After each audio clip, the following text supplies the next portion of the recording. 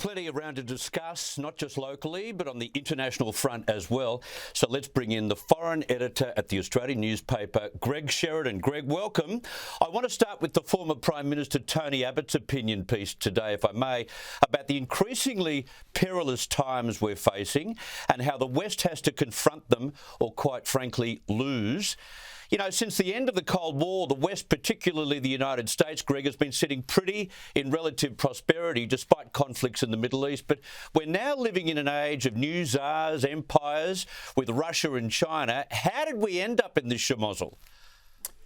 Well, very valuable piece by Tony Abbott. I think the big problem is we've got very fat and lazy. We're making massive transfer payments to ourselves across all Western societies. We've completely run out of budget discipline.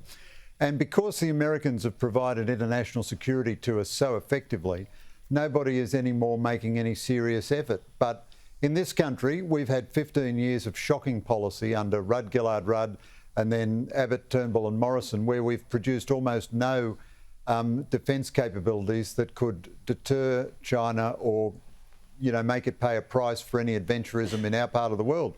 So the main thing we have to do is very simple. We have to straight away stop wasting money on tanks and heavy armoured vehicles and all that rubbish and get lots and lots of missiles, lots and lots of drones, lots of submarines and follow an asymmetric military strategy which would impose a cost on China for tangling with us in our part of the world. And the fact that we haven't done that until now shows that we've just expect the Americans can do everything. And as Mr. Abbott argues, that's a dangerous presumption now. Yeah, exactly. He says the world is too perilous to rely on the United States dominance anymore, especially in the Indo-Pacific, Greg.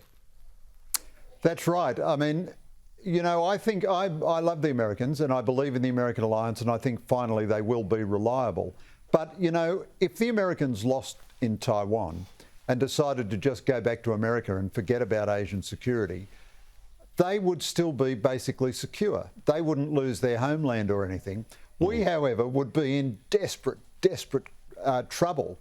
And, you know, the Americans may one day decide they have other things to do with their treasure than defend us. And we're a very wealthy nation, you know, 26 million of the richest people in the world. We could provide for our own defence if we decided to. I mean, Hezbollah, Islamic terrorist group in southern Lebanon, has 100,000 missiles. If Australia had 100,000 missiles in northern Australia, no one would come near us. But we have decided not to do that. Hezbollah can do it, the Australian government can't. While Hezbollah gets 100,000 missiles, we'll get another white paper or something like that.